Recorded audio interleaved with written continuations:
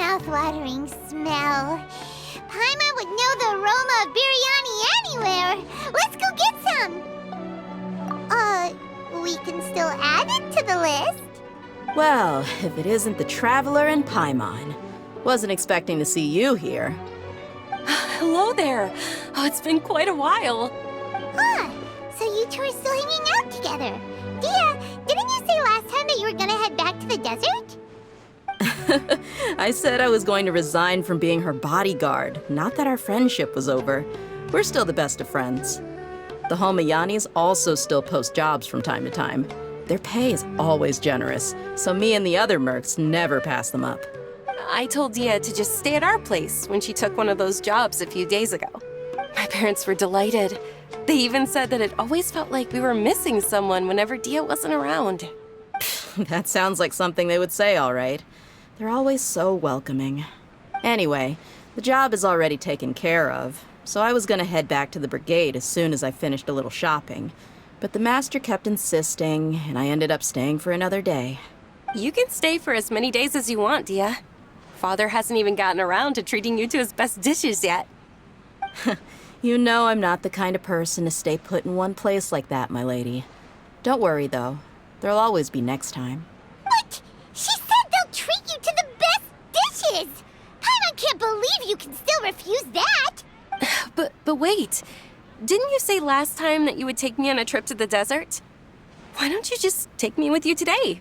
There are so many places I still haven't visited yet. I'm sorry, my lady, but no can do. There's still a few things I need to take care of back at the brigade. Besides, the desert hasn't exactly been the most peaceful place lately. Oh, come on. Not this again. That's also what you said last time and the time before that. I know, I'm sorry. Just give me some more time, and I promise I'll plan the best trip ever for you. All right, fine. To be perfectly honest, it's not that I wanted to go, it's more like I feel like something is off about you lately. Ever since you first set foot on the estate a few days ago, you've been acting anxious and even paranoid. Have you been delaying our trip because you've run into some kind of trouble? Nah, are you kidding? You're worrying too much. Would you swear on that? Friends shouldn't lie to each other, you know. I wouldn't pry any further if you're willing to swear on what you just said. But if something really is bothering you, then just tell me. You know I'll help you however I can. Oh, looks like Dunyarzad was onto something. You're too perceptive, my lady. Seems I can't hide anything from you. I just thought that nothing good could come out of telling you about the messy happenings of mercenaries. Knowing too much only leads to more trouble. Mercenary life is a dog-eat-dog world where Mora reigns supreme. Everything operates on a completely different set of rules. That doesn't change anything about what I just said, though. We're still friends, and I can only support you if I understand what's bothering you. My lady, you're not gonna stop until you drag it out of me, are ya? All right, I'll share what I know. Let's go somewhere else first. This isn't exactly the best place for a discussion. Okay, let's talk here. Just try not to draw any extra attention. As you may already know, the Eremites have both a lot of mercenaries and a complex organizational structure. Many mercs are no different than me, just going around looking for jobs to earn some mora. My brigade is called the Blazing Beasts. We're not a large group, but every member is loyal and brave. However, not all Eremite brigades are like mine. Some are willing to cross all kinds of lines for the sake of mora. The most notorious is a faction known as Deshret's Relics. Deshret's Relics? Judging from the name, they must really look up to... Yep, you got it. I've heard that you've already crossed paths with Ain al-Akmar. They're one of the groups under the Relic's banner. Oh, you mean the group that tried to sell us the Divine Knowledge Capsule? Yeah, they weren't friendly at all. Deshret's Relics is composed of many smaller brigades like Ain al-Akmar. The Relic's headquarters issues orders to all brigades under his control.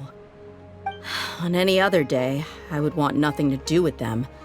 Unfortunately, though, the brigade that's stirring up trouble now is none other than Dakan al-Akmar. Dakan?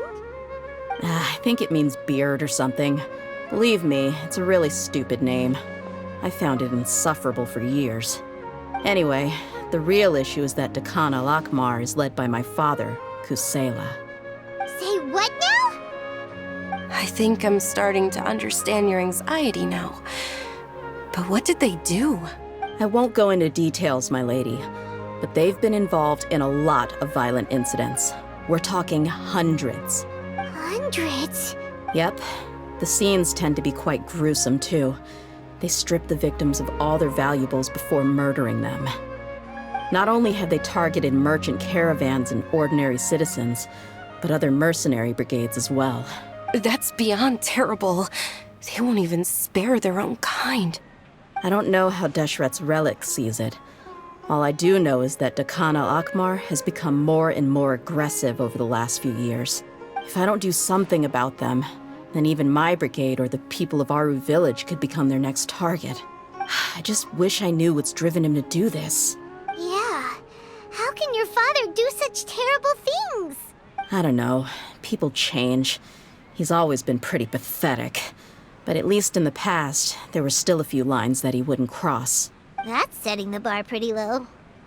I mean, if he was even remotely decent, then why would I have to leave the brigade and cut all ties with him? He was loud and foolish, with no real sense of purpose. Instead of doing anything useful, he spent most of his time drinking and chasing after women. Of course, the other brigade members were just like him. Their ruckus would go on night after night. Sounds like a nightmare. What about your mother? Did she ever step in to stop them? Unfortunately, I never knew my mother. I'm sorry, Dia. I didn't know. It's all right, my lady. That's pretty common in mercenary circles. Didn't I mention that my father was chasing after women? I was the result of one of those encounters with some random person. He told me that he wasn't sure who my mother was. And in any case, she never came to see me.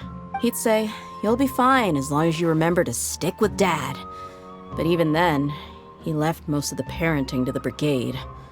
The one thing I do remember is that he used to tell me stories. But the problem was that he had terrible taste. He only knew a few stories, and even those tended to be pretty stale. They were tales of desert warriors defeating dragons in the forest, or stories of mercenaries rescuing princesses from rebel armies. Sounds like your typical fairy tales. More or less, yeah. They were interesting maybe the first or second time around, but after about 20 repeats, they started to get a little dull. He seemed to think those stories were the best things ever, though. He was so into them that he'd call the whole brigade over and make them perform the whole thing as a play. Even the toys he gave me would all be story props. I'd get helmets, shields, and toy swords. It was only much later when I realized that the shows were more for him than they ever were for me. What an interesting guy. Yeah, I've always found him pretty childish, but that was something I could just shrug off. I had no reason to despise him. Until I grew up and learned the true face of Deshret's relics for myself. Looting, blackmail, violence, and fraud. They not only accepted such heinous acts, they would even openly boast about them. No one in the brigade was any kind of hero. Instead, my father and his cronies were more like the bad guys that needed to be taken down. Did they really think that as long as they didn't do any of that stuff right in front of me, I would never know? I think I can understand your feelings. The difference between perception and reality must have hit hard. Yeah, but don't worry, my lady. It's all water under the bridge to me now. I had a huge argument with my father and left that place behind for good. I'm not investigating them due to any bitter feelings I still have towards my father. I just want to protect those that are close to me. Yeah, I told the boys to gather as much information as they could. Most of the reports concern violent incidents, but there's also some talk of smuggling. I see. But isn't this investigation incredibly dangerous? It is, but every mercenary lives life on the edge. It's a lifestyle that I enjoy. That may be true, but it'll be impossible for those who care about you not to worry. Well, now you get why I didn't want to share any of this with you. What should we do? They both have valid concerns. Huh? But there's no need for you to get caught up in this mess, too. Well, he's super tough, so if he went into the desert with you, then Paimon bets the problem will be solved in no time. I'm inclined to agree. I'd feel a lot more at ease if you took him along to help. I'll wait for news from you in the city until then.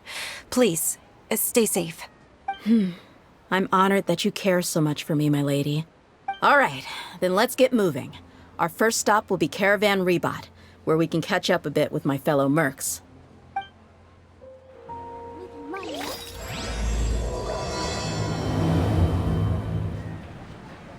I'm super awesome. Please be careful. I'll stay in the city and wait for news from you. Just don't do anything reckless, all right?